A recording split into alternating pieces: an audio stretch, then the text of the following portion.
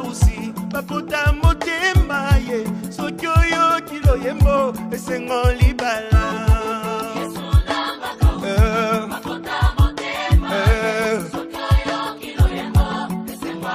Je m'appelle Tiango Yoka. Je suis basé ici au Kenya, précisément à Nairobi.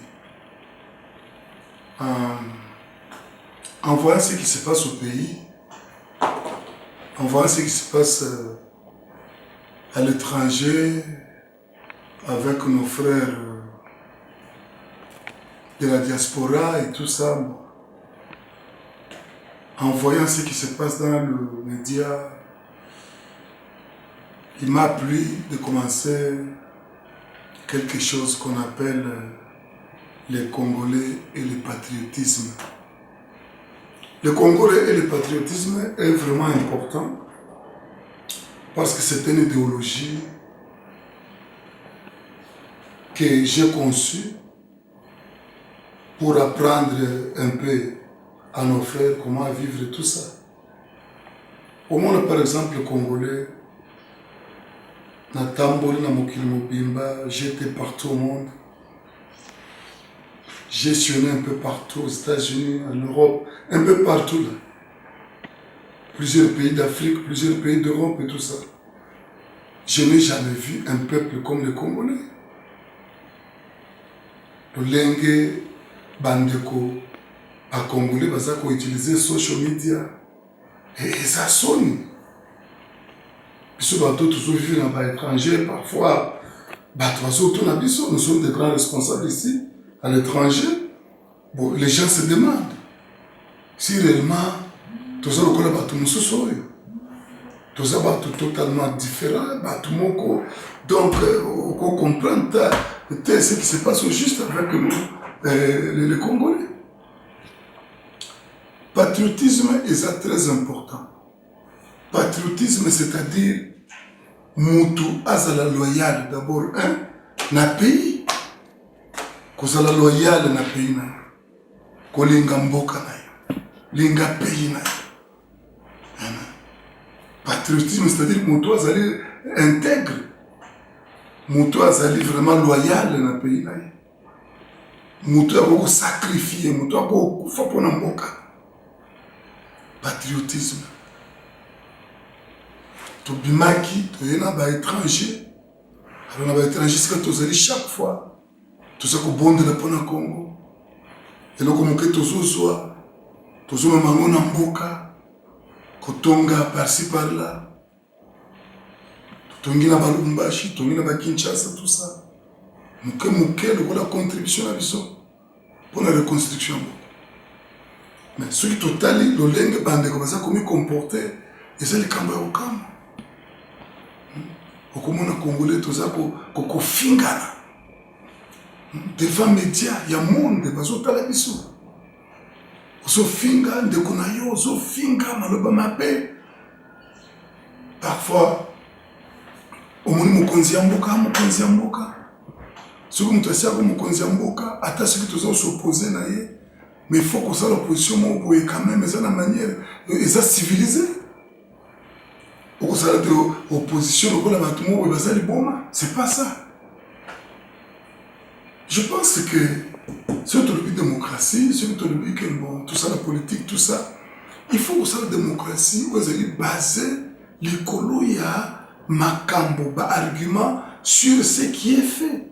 Par exemple, Moussoga Pekissi à liberté après, c'est encore que non, tu dois nous donner la liberté, comment il y a beaucoup empêché, tout ça, la liberté après, c'est cela, dans le sens où. Mais, aucun été, kotika bamakambo, en anglais, tu le dis, we have to do politics that is based on issues. It means you do politics, but your politics is based on what is being done and what is not being done. So you argue on issues, you discuss on issues, you do debate on issues. So ba débat il y a un problème par exemple dans mboka baza besoin de courant. Alors courant de bazoluka, alors ce qui est au lieu que ça par exemple ba débat na yo discussion là yo ça la discussion peut ba débat ouais c'est basé sur ma problème oyo bana mboka bazako koluka to passe bazo lekela que non politique na biso il faut toute la corruption par exemple alors ko boya babiloko lokola ba corruption wana ko dénoncer yango alors koloba soko mutu aza corrompu ko dénoncer ba makambo ba acte ba bazo ça mais elite koza na politique to philosophie ya kofinga moni batu mikolo ba papa ba bota bana na mandefu olekili boso ya écran ozo finga batu est-ce que kofinga batu est-ce que les gens d'abord bassesse les gens qui bassesse que tous ont mérité même comme diriger ndenge tous ça les gens qui bassesse les assoignent bis tu regardes un pays étranger total bon il y a un docteur en philosophie dans le leadership alors biloko totangi wana il faut tout apporter le kola libanga il y a construction le kola soutien que mboka tongama et tellement et que ndeliboso que yo ko tellement comme on a basé sur le tribalisme on a débat basé sur l'individu ou les débat basé sur les effets makambo batwazo sala que débat basé sur les individus. Oh mon président Félix, moi je suis dans un est-ce qu'on a ce débat? Où est ton Gamboka? Non! Tout ça na batu, na États-Unis, Obama, papa na oteke na Kenya. Akende qui a dirigé Mboka Tango, Batali Katine Bomonino, il y a quelque chose de très important, basuyer, utiliser. Azali Pambo. Tambole na mokilo mobimboyo. Tout ça qui na Schwarzenegger, c'est là qui gouverne la Californie. Bon. Ah, bon, les États-Unis, il y a une découée. Tant que bataille, on montre que non, ça a un apport, ça a quelque chose, ça a un bagage intellectuel, ça a quelque chose à apporter dans l'avancement. Basuyer. Alors, on montre que tout ça, pour qu'il y ait un bloc, il y a pamba. Et ça, il y a des musiciens. On montre que Kofinga, Kolobana, Lobana. Et ça, il y a des musiciens religieux. On montre que Kolobana, Lobana. Comment on a batata, on a qui tata mon colobi, à ce que na France wana, garçon mon quoi est binzembo, moi mon cas sur 30 ans, sur 35 ans, sur 32 ans, a émis banzembo na yoan, yo tata mon colo, fandi na écran, au bandi ko finga mutuana, au critiquer, mais yo se kai sala ya malamu te, ce que yo sala malamu pour le kabaninga sala ya yo, batu bamona, ce que ya émis mabe yo yemba ya malamu. Olo banda ko fala ayemba kiloka mabe ayembi boy na boy yo yemba ya yo so ko mbeza facile yemba ya yo nzamba chiyo ozala mucho kufinga batu musute nzamba fursa ka mutute pa bungola mutema Bible ça clair que oya kondima Yesu akubikisa oya kuboya kozala condamné et puis Bible ça ko ba que ne jugez pas avant le temps au moins mutu mobimbo ofandeli musala ko jugez baneka pe ozome ma Bible oh je suis pasteur. Oh, je suis évangéliste, je suis apôtre Boyna Boy. Lukutana yo. Osa brigand, osa bandit. Un enfant de Dieu, ou a potami de nouveau, ou a zamwa nanzande. Soko moni de quoi sali nabe, kende pande kwana. C'est ça la Bible ndengolobi, kende pande ko solo na ye. Yepse ke non deko, eloko sele za mabe. Eloko yembi za mabe. Bizele na za malamute. Bongi se seka boy boy. Pesa na ba preuve. C'est ça qu'on a dit. Oh, j'ai entendu. Non, ça n'a pas preuve. Alors, si tu tamboulines de moi, on a fait vraiment, tu as mboka mo boye, où ils allaient malamu. Que yo télémiwana, moninga za kotonga, yo sokende ko détruire. Ya za kotonga, yo sokende ko détruire. Ce qui mutu aza sataniste, yo oza juge na ete. Tika nzamba juge mutu nyonso. Ta jugement ko ya, nzamba ko juge mutu nyonso. C'est pour moi qui est sataniste, aucun média, aucun devant presse, aucun koloba, au moutouana, asa sataniste, osako est payé, soit osako détruire. Ce qu'on dit qu'un sataniste qui est dans le visiter moutou. Il sait que non, mon indéco, et le conseil des amabés, et tambour les amalamouté, na moni ozotambola boyeboye osala boyeboye il faut changer.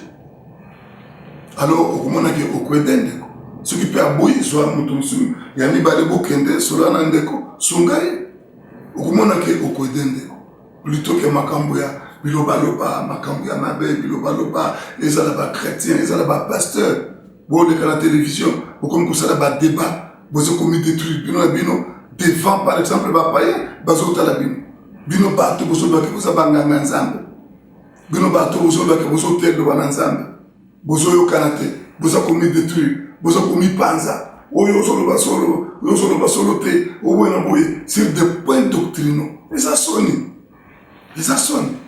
soki oza na eloko sur point doctrinaux kende pa mutu ou bien point doctrinal kende pa mutu mona ye fandele na se solo na ye yebise ke non ngamoni sikoyo eza boye sembola ndeko sunga ye salisa ye lakisi eloko akona kosala soki mpe aboyi bon bondela mpona ye ke nzambe atushe nzambe aide un jour akoma na niveau acomprendre mpo osali okoforce yango na eza mai omelisa motu na nkota na makasi te o tu dois boire ça tu dois faire ça non yo oza nani mpo osalisa na makasi.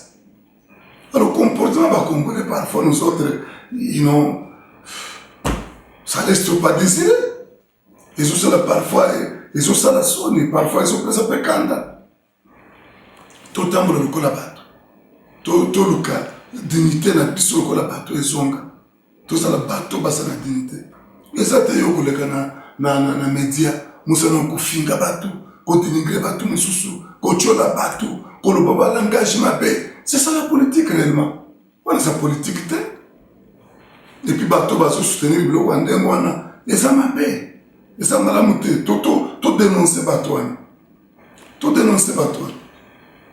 soki bato basalaka politike tomonaka bato bazosala politike soit na bamikili mosusu ya mokili omona bato bakomi bapapie na bango balobi toboyi avortement toboyi eloko boye atamboli na nzela balakisi keno eloko boye toboyi yango mpe bakomi yango na bapancarte bamemi ça c'est très bien eza façon ya kolakisa ke de plaisir na bango soit balingi eloko boye te soit balingi eloko boye mais bazosala yango dans l'harmonie avec le respect mutuel pour ata soki motu asali eloko oyo omoni ke eza malamu te quand même respect mutuel il faut ezala ke motu aza motu aza nyama te aza nzete te a motu alors respect wana il faut ezala mais loba likambo oza nango na motema dénoncer makambo oyo sepele nango te dans le respect mutuel eza te violence ya maloba mpo maloba mpe eza mabe omoni bato bazokutise violence ya maloba